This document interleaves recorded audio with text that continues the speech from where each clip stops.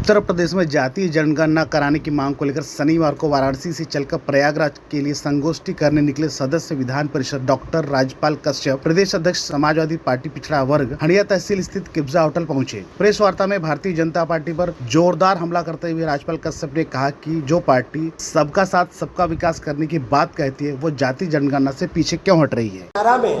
माननीय हमारी समाजवादी पार्टी की समर्थन से कांग्रेस की सरकार चल रही थी और कांग्रेस की सरकार चल रही थी तो माननीय नेताजी ने जातीय जनगणना का और माननीय शरद जी ने माननीय लालू प्रसाद जी ने दबाव डाल के और कहा था कि जातीय जनगणना लागू करो, तो एक कॉलम जुड़वाने का काम जनगणना में किया था।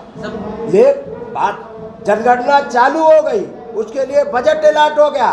12 में मेरी सरकार बनी और बजट अलॉट होके काम चालू हो गया, आंकड़े बन गए और 14 में सरकार चली गई। और 14 में सरकार चली गई तो ना कांग्रेस ने जातीय जनगणना के आंकड़े ओपन किए ना बीजेपी ने, और तभी से समाजवादी पार्टी की मांग थी और तब ऐसी व्यवस्था नहीं थी कि राज्य सरकार अपने उससे जातीय जनगणना करा सकती है।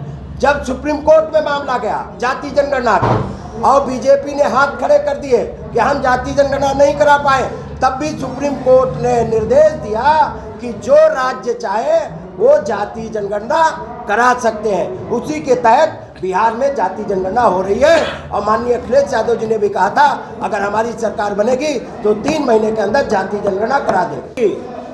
गरीब लोगों के भी रसोई में भी डकैती डालने का काम कर रही है, जेब पे डकैती डालने का काम कर रही है, बेतहाशा महंगाई लाके डकैती डालने का काम कर रही है।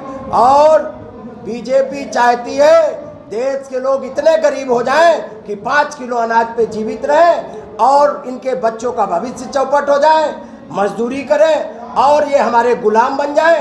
ये देश में गुलाम बनाने की साजिश चल रही है। चंद उद्योगपतियों को देश की सारी सरकारी संपत्ति देके देश में आरक्षण खत्म करना चाहते हैं, निजीकरण लाना चाहते हैं और संविधान खत्म करना चाहते हैं। तानाशाह की तरीके से लोकतंत्र की हत्या करके और देश के लोगों को गुलाम बनाना चाहते हैं। समाजवादी पार्टी उसके लिए निकल पड़ी है, कमर कस ली है, अब रुकने वाली नहीं है। जातीय जनगणना बीजेपी सरकार कराए, नहीं तो ये जन आंदोलन अभी वाराणसी से चालू किया है। 9वां दिन है, वाराणसी गए, सोनभद्र गए, मिर्जापुर गए, भदोही गए और प्रयागराज में आ चुके हैं। एक जन आंदोलन खड़ा करके बीजेपी सरकार को मजबूर करेंगे जातीय जनगणना कराने के लिए। अपनी सरकार अपनी नाकामी छुपाने के लिए मन गढ़ंत बयान ना दे। वो तो ये भी कह रहे हैं 46 में 56 एसडीएम यादव हो गए, लाइना सूची। झूठ बोलने वालों का गैंग है। इन्होंने क्या कानून व्यवस्था के लिए किया?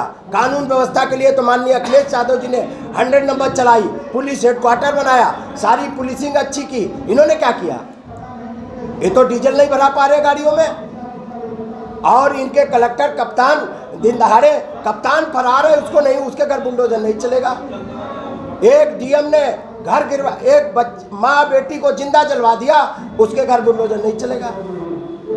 तो ये मनगढ़ंत नहीं, जो गुंडे अपराधी हैं उनके ऊपर कार्रवाई करें, लेकिन मनगढ़ंत बयानबाजी ना करें। और जो गुंडे हैं उनका संरक्षण बीजेपी कर रही है बैकडोर से, और जिनका नाम लेती है तो उनको भी बीजेपी ने चुनाव लड़ाने का काम समाजवादी पार्टी के खिलाफ किया था।